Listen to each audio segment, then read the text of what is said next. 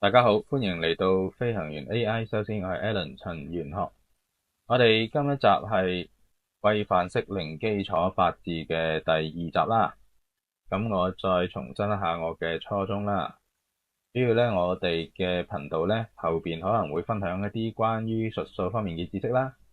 咁通過呢一個零基礎八字嘅課程咧，我哋可以對一啲天干地支啊，同埋一啲術數嘅術語一啲理解啦。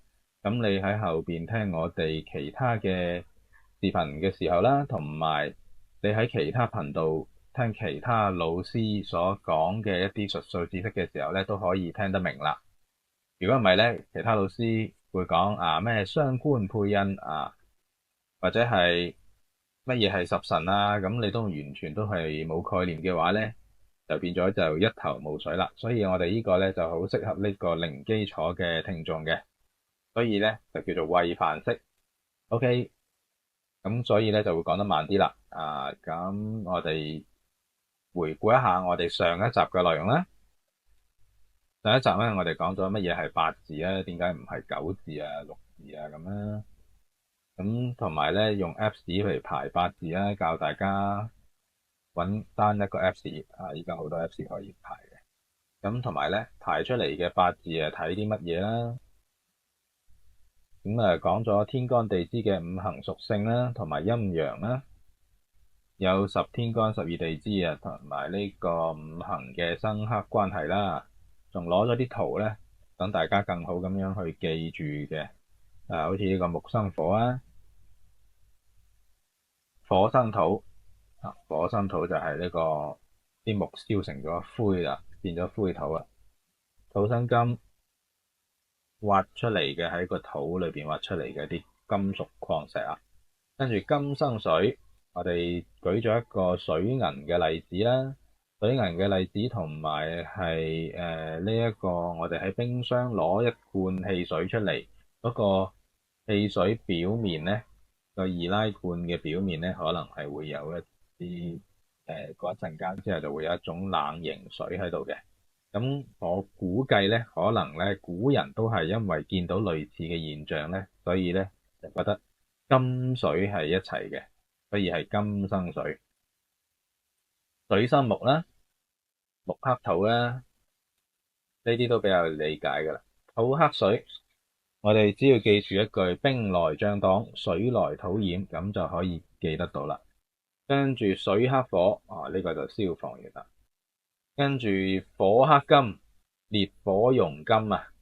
金克木，斧頭劈木斧頭係金啊嘛，OK，金屬啊嘛，OK。跟住咧，我哋仲講咗排八字之後，除咗睇呢個天干地支同埋呢個地支藏干啊。地支藏干就即係呢啲地支裏邊每一個地支都會藏咗至少一個天干嘅，好似酉裏邊咧藏咗辛金寅裏邊咧就藏咗甲丙戊嘅。OK，跟住呢一個咧就係我哋嘅地支藏干嘅表格啦，本氣、中氣同埋餘氣。咁我哋呢個 Apps 裏邊咧，即係大部分 Apps 啦，第一個地方嘅就係嘅天干咧，藏嘅天干咧就係本氣啦，中間就係中氣啦，最下邊咧就係餘氣嘅。咁我哋可以依家暫且簡單理解為咧，本氣嘅能量最高，中氣嘅能量係排中間，餘氣嘅能量係最弱嘅。咁我哋暫且係咁樣去理解先。對於初學嘅話，呢個就係地支藏干啦。跟住我哋仲講咗呢個十神喎。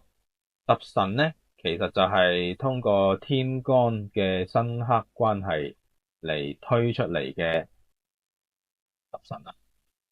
有同我者為比肩，我生者為食傷，跟住我克者為妻財，克我者為官殺，生我者為印壽。OK，係咁樣啦。咁同埋咧，我哋介紹咗點解啲十神裏邊咧有啲係正，有啲係偏啦。咁係同陰陽有關啦。天干就係單數為陽，雙數為陰，OK。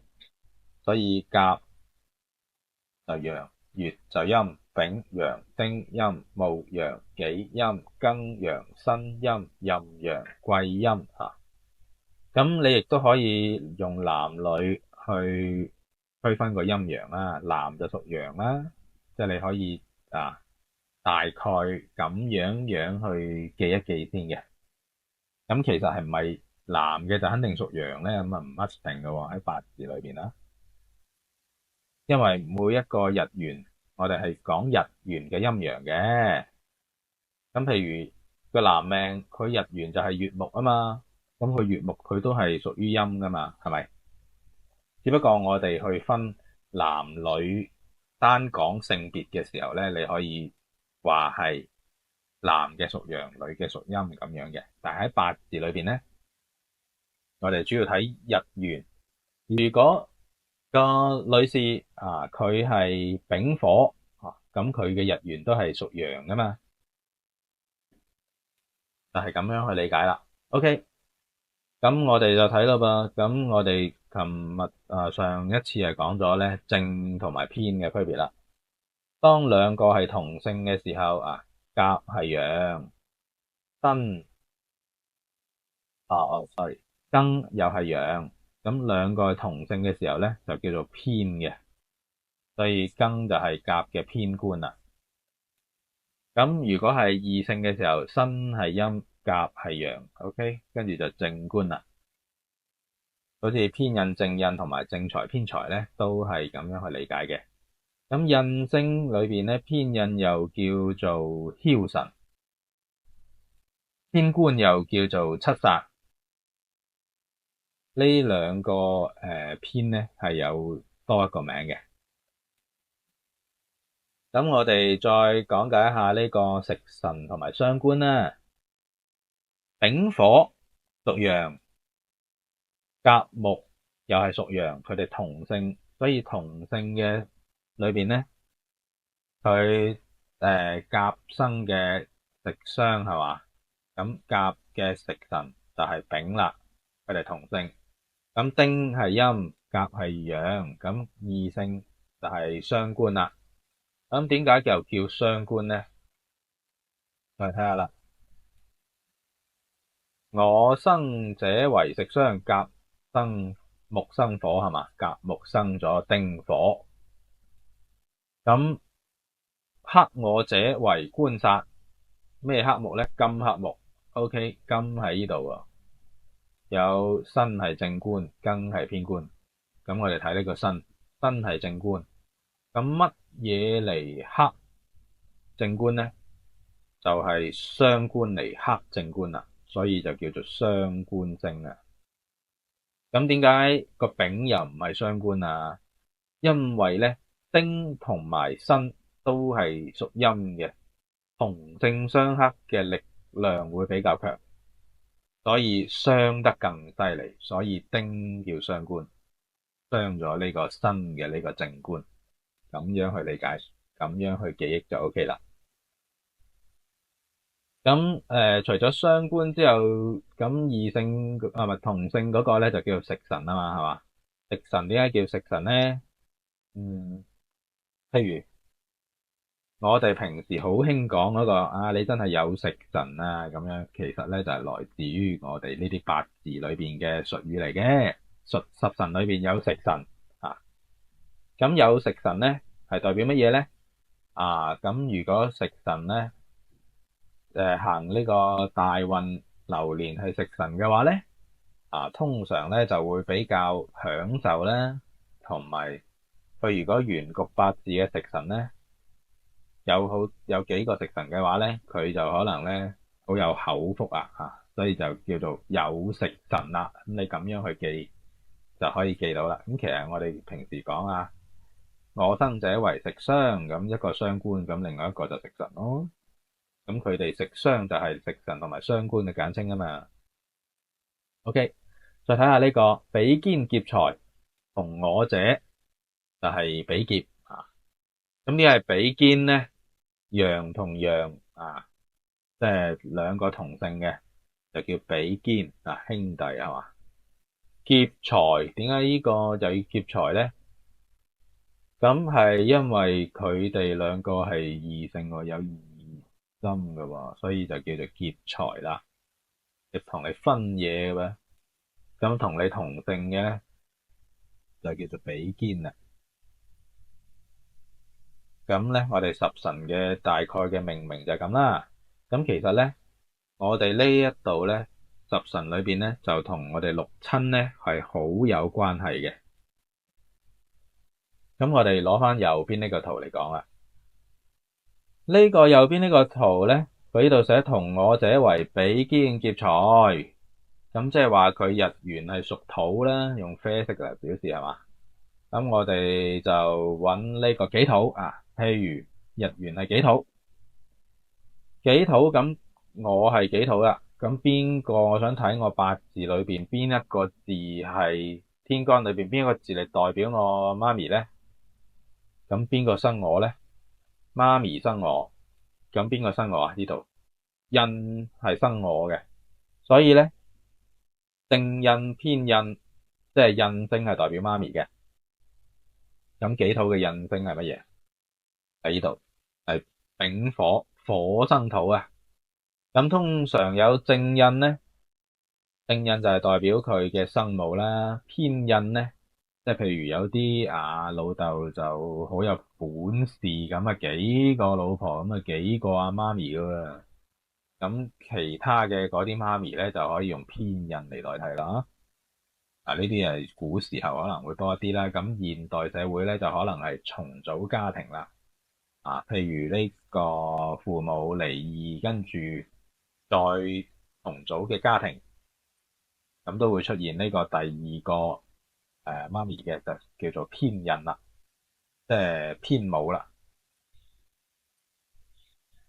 再睇啦，克我者為官煞，正官七煞。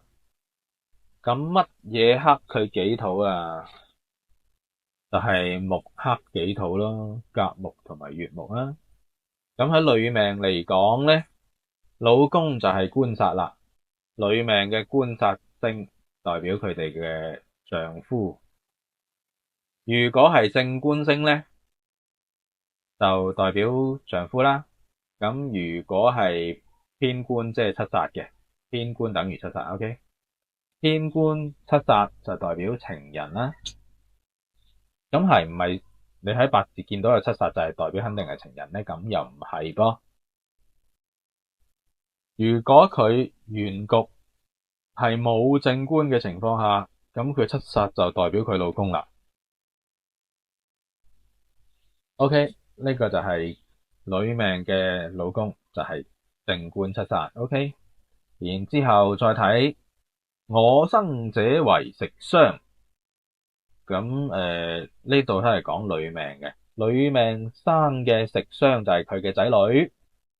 咁我哋用翻呢個己土譬如呢個女士佢日元係己啦，咁己屬土，土生金啊，金喺呢度啦。OK，庚辛金就係傷官同埋食神，就係女命嘅仔女啦。即係譬如佢己土咁我哋佢個仔同佢個女係點分咧？好簡單嘅啫。咁佢係女命啦，女命佢係己土係嘛？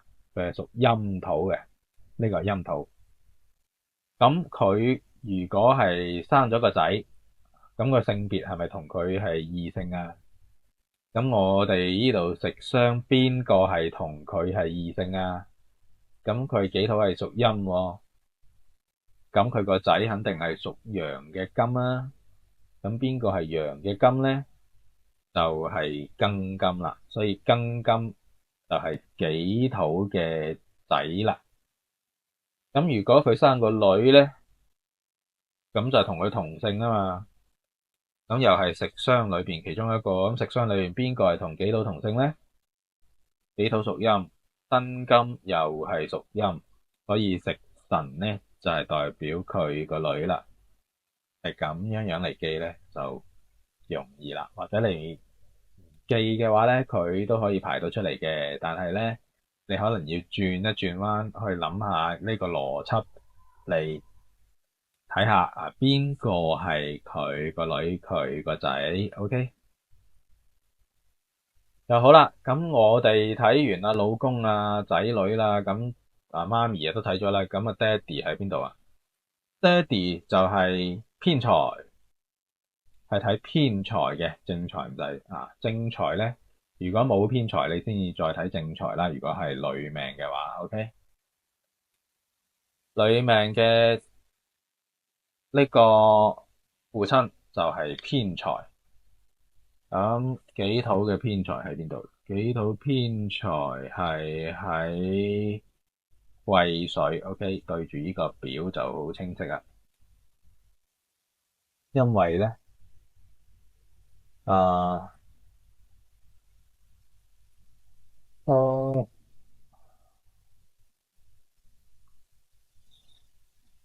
父親咧，男女命咧都係睇偏財嘅，咁我哋就咁樣記住就 OK 啦。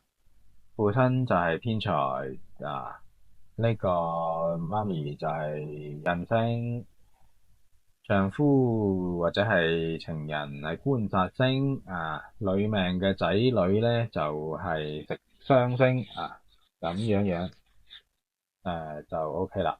咁如果男命咧，男命嘅仔女係乜嘢？男命嘅仔女係官殺喎。男命嘅父親咧都係偏財，咁點解男命嘅仔女係官殺咧？我哋陣間再講下。咁男命嘅老婆係咩咧？男命嘅老婆咧就係我克者為財啊。咁男命裏邊咧，佢如果係又有正財又有偏財嘅話咧，正財咧就代表佢老婆啦，偏財咧就代表佢後嚟嘅誒。唔一定係後嚟啊，反正就係除咗老婆以外嘅女人啦，或者係以前講係妾啦。如果佢原局係冇正財咧，咁佢得個偏財咧，咁偏財就係佢嘅老婆咯。OK，咁我哋講下點解呢個男命嘅仔女係要睇官殺，唔係睇食傷。咁我哋呢度咧就會涉及到一個概念，叫做天干五合。天干五合點解係五合啊？因為佢係兩兩相合嘅。咁我哋咧可以喺我哋嘅手掌入面每一個指節啦吓，對，每一個指節咧就係有一可以將我哋天干放上去。甲乙丙丁戊己庚辛壬癸，咁佢哋分別咧就係甲己合、乙庚合、丁壬合同埋戊癸合。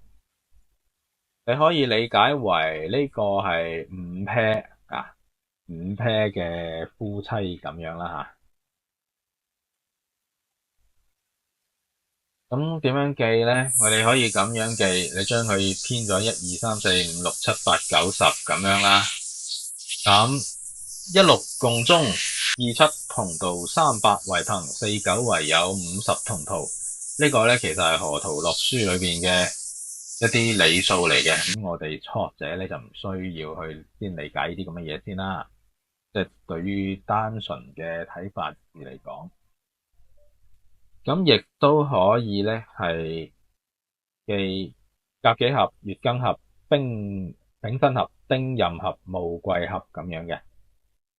咁啊睇你嘅平時嘅習慣啦。即係我建議咧直接記呢個甲己、乙庚、丙辛、丁壬、戊癸咁樣，你念口簧咁樣讀多幾次，其實咧就已經記得七七八八啦。咁呢度講咯喎，咁點解女命嘅子女係食傷啊，但係男命嘅就係官殺咧？咁我哋都係用翻佢呢個案例啦。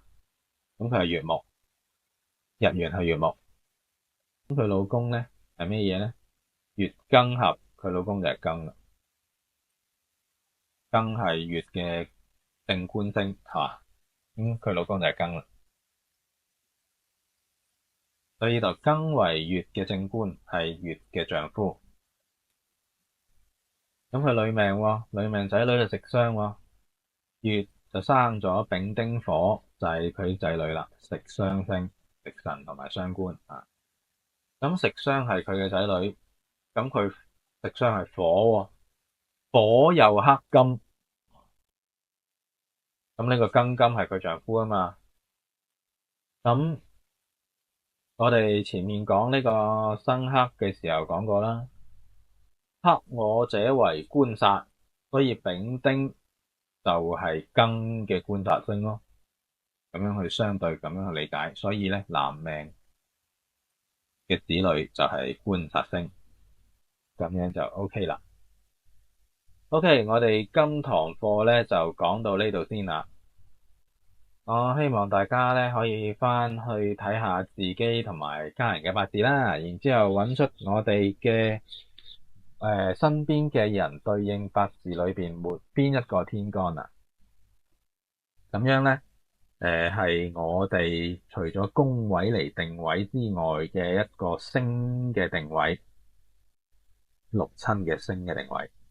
咁我哋上一次講咗啦，年柱係長輩父母啦，月柱係兄弟姊妹啦，日柱係我哋同埋配偶係嘛，時柱係子女。